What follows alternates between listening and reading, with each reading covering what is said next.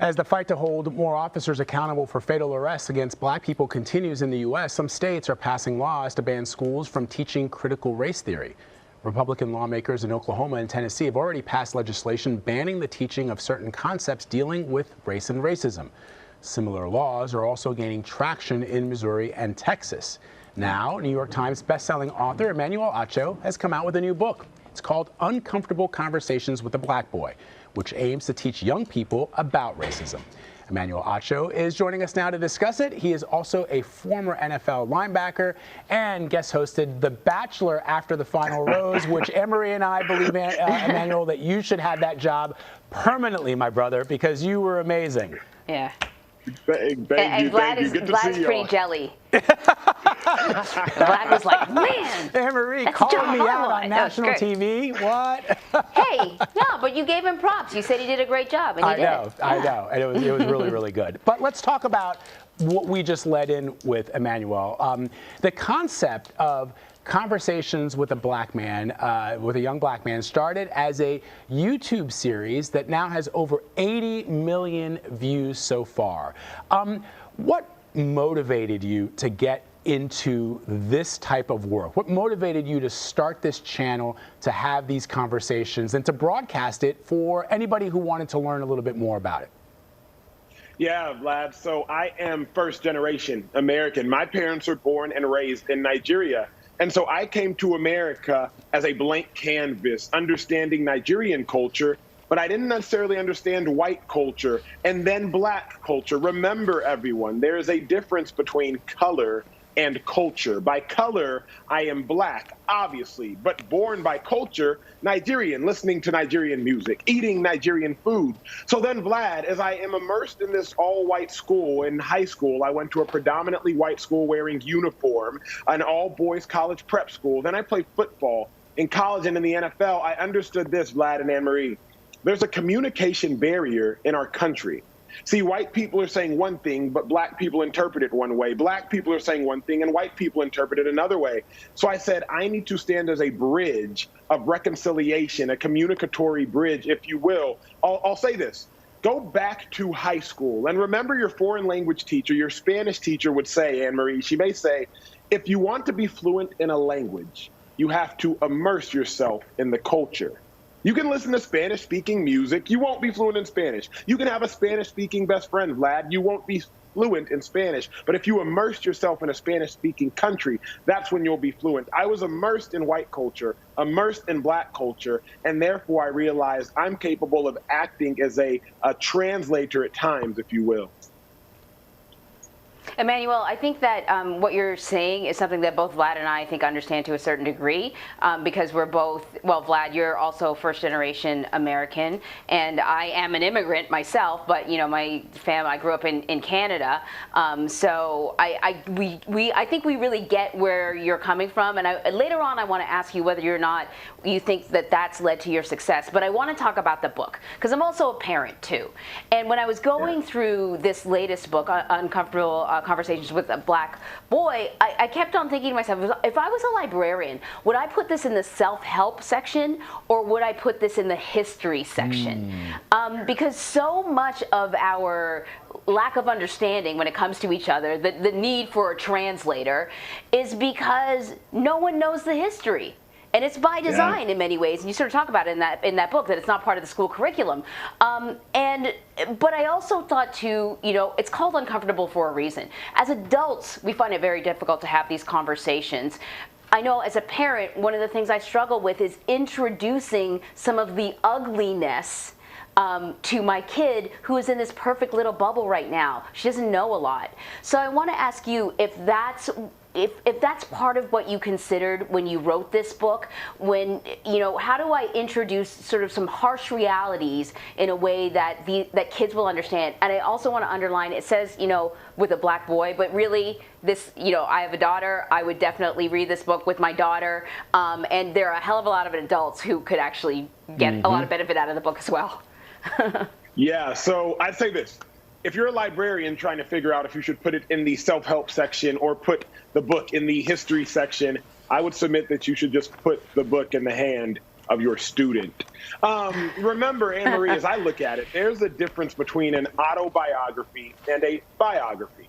An autobiography is written about a person by the person. A biography is simply written about the person.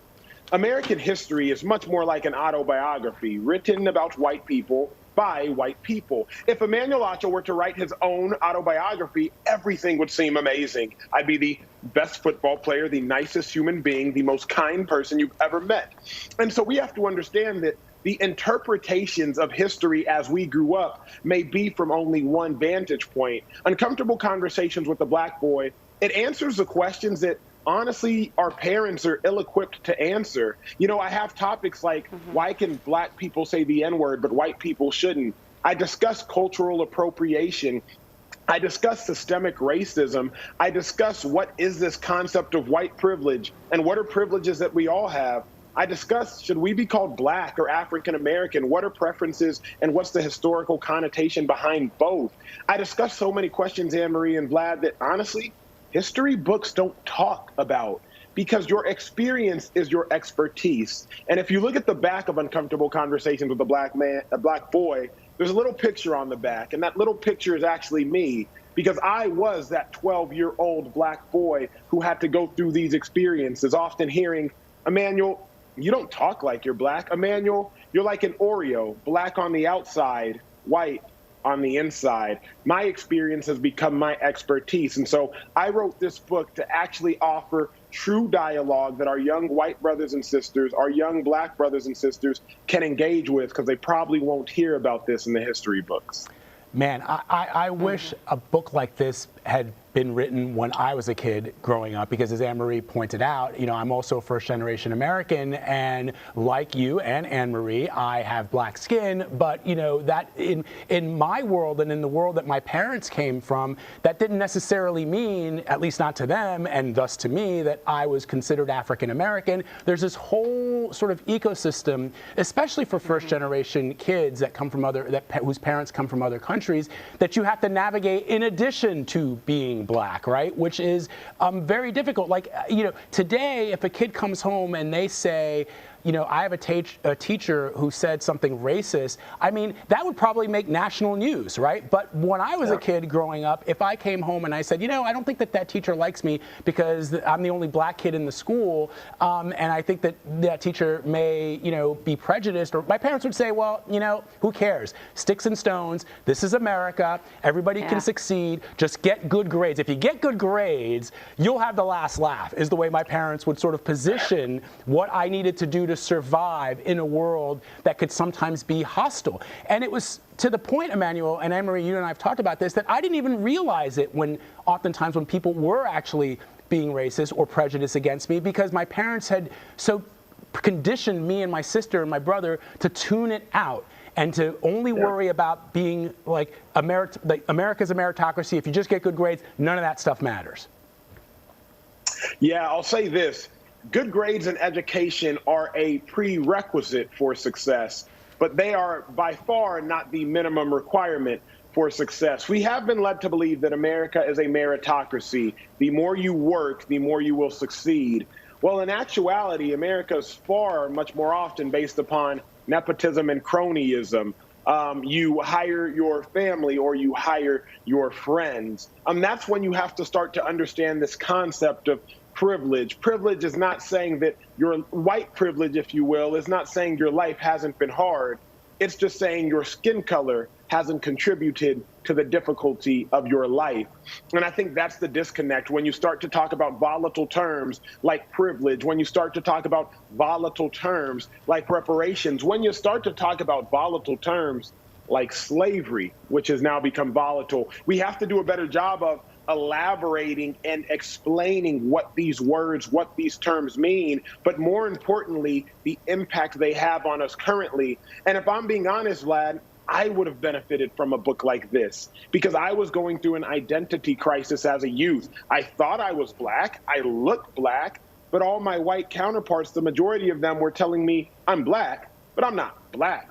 Right. I don't dress like I'm Black. Right. I'm too smart to be Black. I don't sound Black. So now from 12 to 18, I'm trying to wrestle with my own blackness. And that's really why Uncomfortable Conversations with a Black Boy was written, because I want to help educate the white students and white boys and girls who may be unintentionally racially ignorant and racially insensitive. And I want to encourage the Black and brown But can I students just say, as well. Anne-Marie, I just not to cut Anne-Marie off, but I just want to add just a little bit to that, because there's an uncomfortable conversation that happened that, you know, that should have also happened in our own homes, right? And I'm talking about people like me, because what you just said, Emmanuel, about when others would say to you, well, you don't look black, or you don't act black, or you don't dress black, a lot of that is when we fail to recognize the insidiousness of white supremacy, or a culture that sort of seeks to erase us, right? Because my own parents would not allow me to talk like that or to dress like that, because they associated it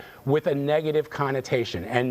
And I think that's a problem, because you have a lot of people who have black skin who come from black countries, but when they come here to the United States, they exhibit some of the same behaviors that we're sometimes struggling against in this country.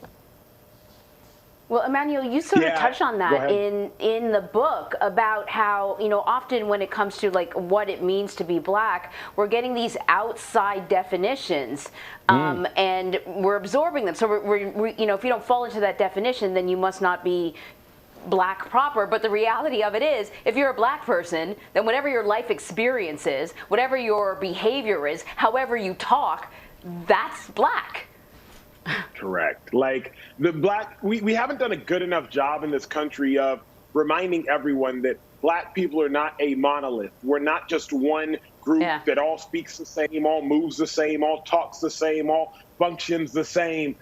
Yes, there may be certain cultural norms amongst groups of people. Like all groups of people have some cultural norms. I'm Nigerian, like I told you all. Within Nigerian culture, there are some generic cultural norms, if you will. But we haven't done a good enough job of reminding everyone, including ourselves, that black people are not a monolith. If you're black by skin color, that makes you black. Now it's identifying the beauty of your own blackness and your own individualities and accepting that and standing in that. And that's what I didn't have the boldness to do, because I just didn't understand it. You come from a country in Nigeria where everybody's black. So there's no racism, there's classism. And now you're trying to navigate America, which I was kind of as a stranger, if you will. And so in all honesty, Anne-Marie and Vlad, I really just wanted to equip readers, equip parents to have tools that I didn't have, because I'll say this as I close. Our parents far too often use their children as a scapegoat. Well, my son, my daughter, they're not ready to have these conversations, when in actuality, the parent isn't equipped to have the conversation. So I wanted to make sure that was no longer the truth. So that's good. You know, the last question, I guess, Emmanuel, and it's interesting. I think, Anne-Marie, didn't I tell you the story that when I lived in Nigeria, when I first got there, that we were in a crowd and somebody said to me, you know, oh, this Oibo, which, you know, in my, you know, Emmanuel's laughing because it generally means like white person, but actually foreigner. And I said to my camera woman, who was Kenyan, and I said, who's white here? And I looked around, right? It was all of us were black. And I looked around, who's white? And she goes, you are. And I said, wow, this is so fascinating that in a country that is all black, that they would see you as a foreigner, right? And so I thought that was sort of... It's the invention of race. The invention of race, Vlad, exactly. You're out here, Vlad, speaking in my native tongue on television. I beg. I will try to do my best. But real quick before we let you go, you've talked a lot and you've written about wokeism. You see it, you call it performative activism. And I've agreed with you on that. I mean, because it's being used now pejoratively by a lot of people, mostly politicians or rabble-rousers or pundits on TV, but it sort of diminishes what ultimately, first of all, that word, its origins is, like many words in America, comes from the black experience, but it's more about accountability, but it's being used in a way that now sort of diminishes what it's there for. No, but you know what, Emmanuel, even like people have thrown that your way. People have suggested that you're sort of peddling wokeism. You know, what do you say to that? Well, here's what's so unique. The first 3 episodes of Uncomfortable Conversations with the Black Man, the video series that has over 80 million views, I paid for it myself. I produced it myself. I edited it myself. I did everything for it myself with no idea of the reach it would have. I just did it hopefully for the betterment of mankind. Now, in hindsight, by the grace of God, it impacted a lot of people. But nobody understands I was coming out of pocket for this. Like, I was coming out of my own time for this. I wasn't being rewarded in any way for doing uncomfortable conversations with the black man. So I would say this. One, let's understand what woke really means. And I've never really said this publicly, but all woke means is I am now awakened to racial insensitivity and racial ignorance. See, I've never really heard black people use woke amongst themselves because we are born awakened to racial insensitivity and racial ignorance. And so I don't love using that term woke because we throw it around so flippantly. But all being woke is, if you really break it down, is you're awakened to racial insensitivity and racial ignorance. And I would hope that we all strive to be that way. Emmanuel, Uncomfortable Conversations with a Black Boy. It is a great book. It's not just for boys, it's for girls, it's for parents, non-parents. If you're not a reader and you haven't checked out his YouTube channel yet, Uncomfortable Conversations with a Black Man, I suggest you do. You will not be uncomfortable, but you will be educated and perhaps emerge a little more woke. Emmanuel, thank you so much. Thank you, Emmanuel. Thank y'all. That was great.